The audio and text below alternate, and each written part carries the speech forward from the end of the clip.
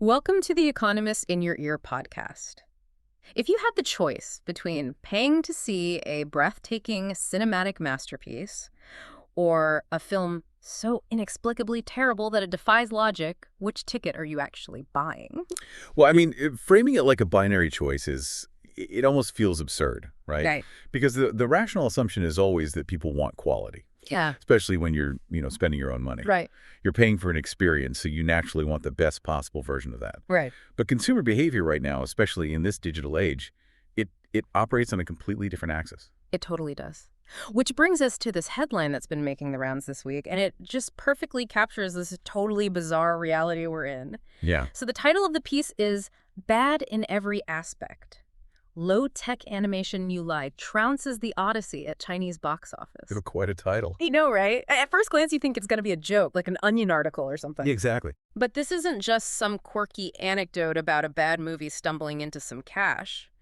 We're looking at a pretty profound case study here in the complete decoupling of quality and attention. The total decoupling. And it's forcing this very real sense of existential dread within the traditional film industry. And honestly, for good reason. Oh, yeah. The dread is palpable, and it comes from the dismantling of predictability. Right. Because for decades, the film industry has operated on this relatively stable formula of risk mitigation. Like a math equation, basically. Exactly like a math equation. Yeah. If a studio spends a massive amount of capital on production, so they hire top-tier directors, animators, actors, they essentially guarantee a baseline of quality. Yeah, visually and narratively. Right. And then they take an equally massive marketing budget to guarantee awareness. Yeah. So quality plus awareness equals box office returns. Which has basically been the law of gravity for cinema. Yeah. But what happened here suggests that gravity might occasionally just, turn off. Just stop working entirely. Let's look at the actual numbers here, Okay. because the contrast is staggering. Yeah. So the film at the center of this is New Lai, which translates to The Cow is Coming. The cow is coming. Yeah. It's an 86-minute budget animation. It was released on August 5th, 2026.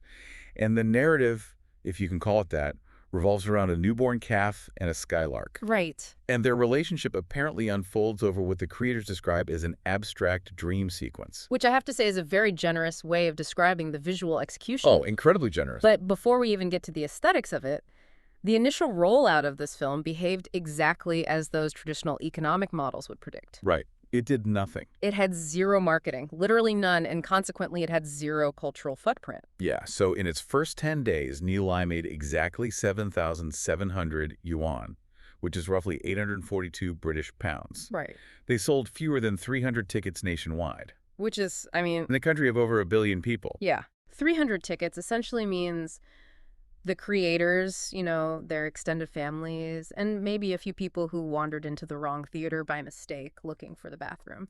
Yeah, it's a statistical zero. It essentially didn't exist. Then the internet got a hold of it. Right. And the sheer crudeness of the animation, it sparked this massive wave of online memes. Yep. And because of those memes, the box office rocketed past 14.9 million yuan. It's unbelievable. It's a roughly 1,900-fold increase in revenue in days. A 1,900-fold increase driven entirely by mockery. And to really understand the gravity of that leap, you have to look at the sheer logistical impossibility of the production itself. Right. Especially compared to the environment it was released into. Right. Because this wasn't an independent film in the sense of like a boutique studio like A24. No. This was a literal two-person operation. Which is wild. It really is. The creators are Xin Yuming and Sun Lifeng. They're reported to be a mother and son team. Yeah. And they spent 5 years making this. They were the writers, the directors, the producers, the voice actors, and the animators. 2 people. Just churning out 86 minutes of animation over 5 years? That alone is a grueling marathon, the sheer labor involved. It's an immense amount of labor. Right. And at the end of that marathon, they understandably had zero resources left to tell anyone it existed. Nothing. No promotional tour, no press junkets, no algorithmic ad placements on social media. They didn't even have a trailer. Wait, they didn't even have a trailer? No trailer. The only reason it was playing in cinemas at all is because a distributor reportedly pushed it through as like a personal favor to the director. Wow. Yeah.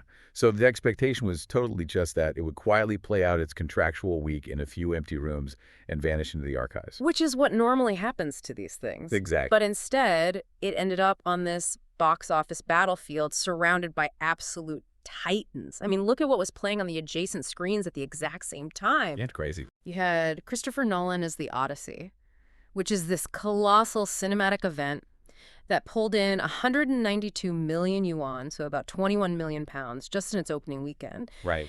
And Nolan wasn't even at the top of the chart. Yeah. The #1 movie was this homegrown Chinese epic called Once Upon a Time in the Middle East.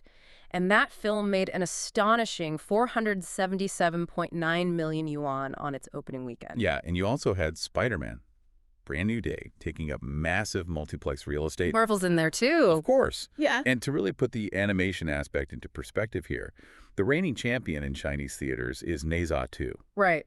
And that film is the absolute gold standard. It represents the pinnacle of industrial animation. We're talking thousands of renderers, massive server farms, and just this visual polish that rivals anything out of Hollywood. So you have Ne Zha 2, which is this pristine, heavily weaponized piece of corporate art. And sitting right next to it in the very same building is New Lai. Yeah. Which honestly visually resembles an early 2000s CD-ROM educational game. That's a perfect description. But I got to push back on the mechanics of how this leap happened. Because if we treat this like a traditional market equation, it just doesn't add up. Okay, how so? Well, imagine setting up a cardboard lemonade stand in your front yard. Right. You don't have a sign. You don't tell your neighbors you're doing it. And you happen to be sitting directly across the street from a flagship global coffee conglomerate. They've got $1 billion marketing apparatus, neon signs, celebrity endorsements. The coffee shop is drawing in thousands of people an hour. Yeah. Now, even if someone happens to wander over and buy your lemonade, and even if they think it tastes wonderfully, inexplicably bizarre, how does that word of mouth physically travel fast enough to siphon thousands of customers away from the coffee giant in a matter of days? The discovery process here shouldn't work. It violates the rules of physics for marketing. Well, the problem with the lemonade stand analogy is that it assumes people are buying the lemonade to quench their thirst. Mm-hmm. Right. The mechanism of discovery here isn't based on consuming a product for its intended use. It's entirely social. Okay, wait. Explain that. So the audience buying tickets for New Lai, they aren't paying for cinematic transportation. Yeah. They don't expect to be moved or entertained in a traditional sense. They are paying a cover charge to participate in a cultural moment. Oh, I see. So the movie theater ticket is basically just an entry fee to an internet inside joke. Precisely. Once those first few clips or screenshots hit platforms like Douban or Weibo, the bizarre, unpolished nature of the film became the focal point. Yeah. It was the joke. Right. The virality isn't people saying, hey, you have to see this great movie. It's people saying, you will not believe how structurally compromised this thing is. Like it's broken. Yeah. You have to witness it with your own eyes to understand the memes my friends are posting. So people are going to the cinema, essentially, to gather evidence. They sit in the dark, they experience the absurdity of it, and then they immediately go back online to post their reactions. Which, of course, contributes to the very meme ecosystem that drove them there in the first place. It's a feedback loop. It's totally a feedback loop, and it's basically the so bad it's good phenomenon, right? But the velocity is what feels so unprecedented here. Because we have a long, heavily documented global tradition of audiences flocking to terrible cinema. Oh, absolutely. You look at Ed Wood's Plan 9 from Outer Space back in the 1950s, or the absolute holy grail of the genre, Tommy Wiseau, The Room in 2003. The ultimate example. Right. And then you have the studio-manufactured versions of this, like Sharknado. Yeah, the midnight movie circuit has always existed. Audiences genuinely love gathering to, throw plastic spoons at the screen or shout dialogue at a bafflingly poorly constructed narrative. Right, the communal aspect. There is this immense communal joy and shared incredulity. But the distinction with New Lai is exactly as you said, the velocity. Because The Room took years to build its cult status. Years. It started with literally one single billboard in Los Angeles and these tiny word-of-mouth midnight screenings that slowly expanded over half a decade. New Lai went from 300 tickets to 14.9 million yuan practically overnight. And that happens because the internet acts as a global, synchronized midnight theater. Oh, that's a good way to put it. Right. You don't have to wait for an independent cinema in your city to finally book a Friday night screening of some obscure cult film. The communal experience is happening asynchronously on your phone, 24/7. Right in your pocket. Exactly. When the collective attention of millions of users synchronizes around a single piece of absurd media, The financial conversion happens at the speed of light. Which brings up a tension I'm really struggling to resolve with this whole story. Okay. Because on one hand, you could view this as a highly democratic victory. The audience is essentially seizing the means of box office distribution. They are collectively deciding to ignore the $100 million marketing campaigns of Nolan and Marvel, and instead redirecting all this capital toward a mother and son who made a weird cow movie in their living room. It's very underdog. It is. It feels charming. But if I play devil's advocate for a second, isn't this also a really grim preview of a culture entirely hollowed out by irony? Like, if financial reward and cultural oxygen are increasingly dictated by cynical meme cycles, what happens to earnest art? Are we just paying to mock things now? Well, it definitely forces a reevaluation of what audiences are actually purchasing when they buy a ticket, because the barrier to entry to create a meme is zero. Right. But the barrier to entry to produce something like The Odyssey is astronomical, hundreds of billions of dollars.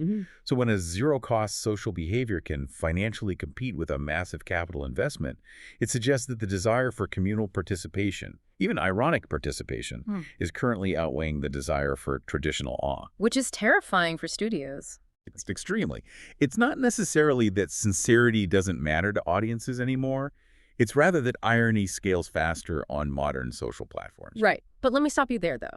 Yeah. Because what if we are entirely misdiagnosing the psychology here? How do you mean? Well, we're assuming the audience is operating on pure irony and cynicism, that they're just going to laugh at it. But if you actually dig into the commentary surrounding this film, there's a current of thought that is startlingly earnest. You're referring to the discourse on Douban. Yes. Yeah, for context for anyone listening, Douban is basically the primary cultural hub for Chinese film criticism. Yeah. It functions a bit like a hybrid of Letterboxd and Goodreads.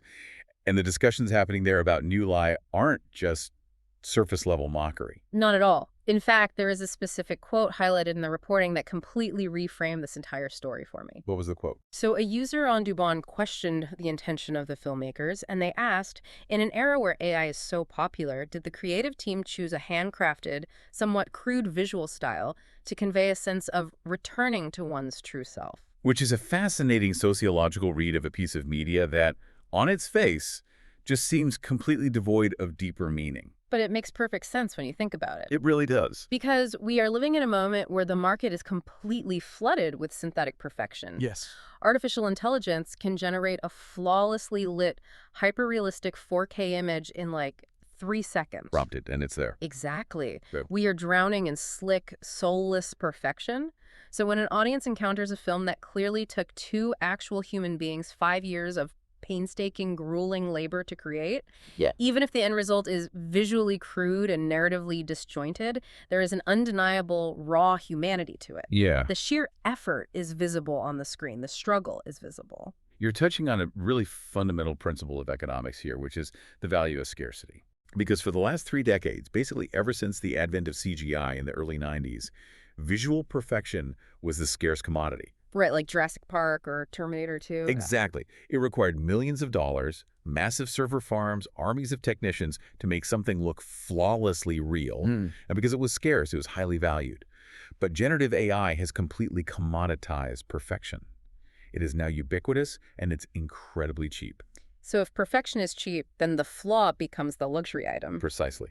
The visible human flaw, the strange pacing of a narrative, the slightly off-model character design, the idiosyncratic dialogue that an algorithm would have smoothed out in the first draft, these have suddenly become scarce markers of authenticity. Wow. In an attention economy that is just saturated with algorithmic outputs, undeniable proof of human effort suddenly commands a premium, even if it's messy. It's the exact same psychology behind why people pay hundreds of dollars for a piece of handmade pottery. Yeah. You aren't buying the mug because it is a mathematically perfect, symmetrical cylinder. I mean, you can buy a factory-made laser-cut mug at a big box store for $2.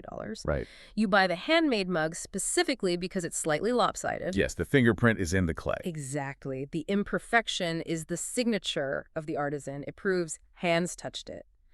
So in this scenario, Neza 2 is the flawless, mass-produced factory mug, and New Lie is the lopsided clay cup. And that lopsided clay cup is causing a massive crisis of confidence in the boardrooms of the factories. Oh, I bet. The traditional gatekeepers of the film industry are not reacting well to this subversion of their established rules. No, the backlash from the establishment and the reporting is intense. Very intense. And we should be clear that these quotes are strictly attributed to an anonymous industry professional cited in the article, so this isn't us saying this, but the vitriol from this person is palpable. This source stated that the film is, quote, bad in every aspect imaginable, including the story, special effects, and almost every element that a movie is expected to have. And the anonymous professional didn't even stop at a critique of the film's quality.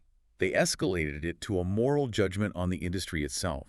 They stated that the film's financial success, quote, feels like an embarrassment to the Chinese film industry. The word embarrassment is so telling there. It really is. It's not just anger, it's a profound sense of institutional humiliation. Because it exposes the absolute fragility of their control. Right.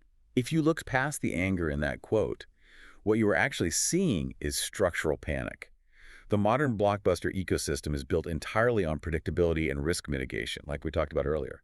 Studios utilize focus groups, historical data analysis, algorithmic script tweaking, all of this to guarantee a minimum viable audience for a massive investment. Yeah, they need a sure thing. Exactly. But if a movie with zero marketing, 0 stars, and rudimentary animation can accidentally capture 14.9 million yuan purely because the internet decided it was funny, then the entire predictive model of the box office is functionally useless. It throws all their spreadsheets out the window. Exactly. I understand their panic, I really do, but I'd argue their anger is entirely misplaced. How so? Because even this anonymous industry source admitted the core truth in their own quote.